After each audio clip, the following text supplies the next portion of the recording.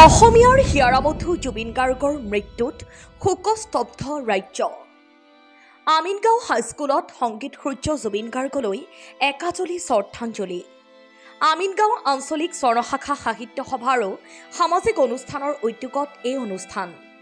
জুবিন গাৰ্গৰ প্ৰতিচ্ছবিত মাল্যৰ্পণ আৰু বন্তি প্ৰজ্বলনেৰে বহু অনুৰাগীয়ে নিবেদন কৰে শ্ৰদ্ধাৰ্ঘ্য।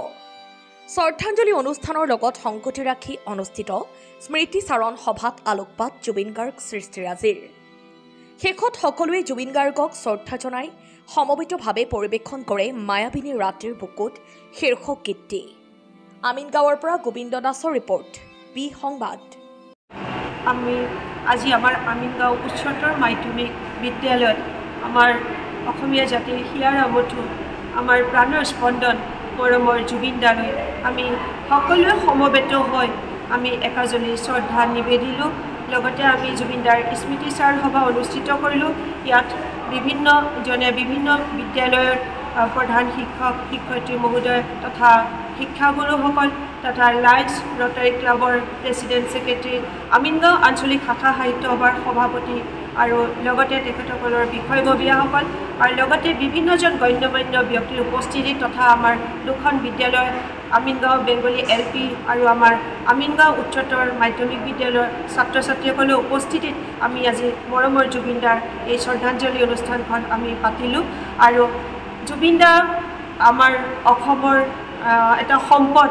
জুবিন দাৰ বিষয়ে কৈ শেষ কৰিব নোৱাৰোঁ।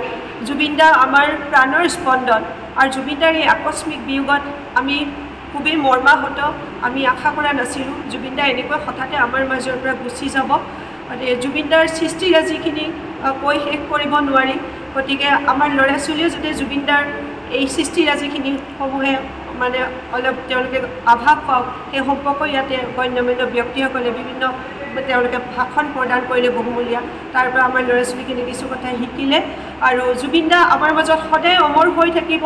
আৰু জুবিন দা মৃত্যুত যিখিনি মানুহৰ দেখিলোঁ, সমাগম দেখিলোঁ, সঁচাই জুবিন দা আমাৰ অসমীয়া কাৰণে আমাৰ প্ৰাণৰ স্পন্দন, আমাৰ হিয়াৰ আমঠু। এইখিনি কৈ মোৰ